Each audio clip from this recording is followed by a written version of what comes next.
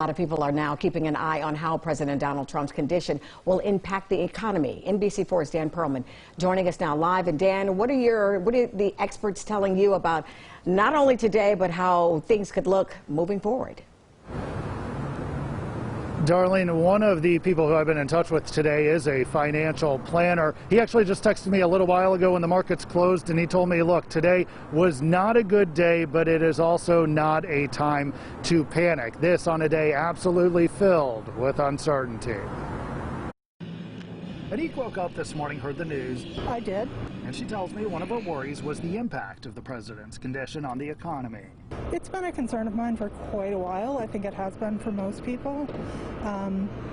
But yes, I mean, that did concern me. It's a concern I discussed with several top experts today. Joe Goodman, a marketing and logistics professor at Ohio State, telling me it is possible President Trump's diagnosis could rattle consumer confidence. That, as he used the word uncertainty, like many others, keeping an eye on all things financial.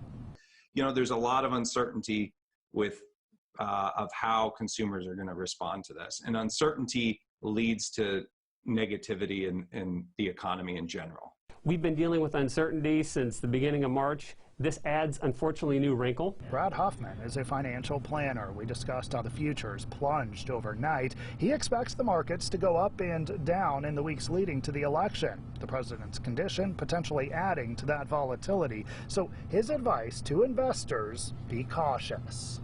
I would not be overly aggressive with anything at the moment. I think it's possibly would make sense to, but I think unless you're have to make a decision today, I would say you would wait to let some of these uncertainties become more certain.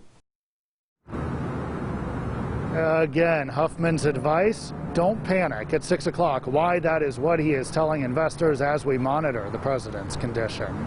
Local for you in Columbus, Dan Perlman, NBC4.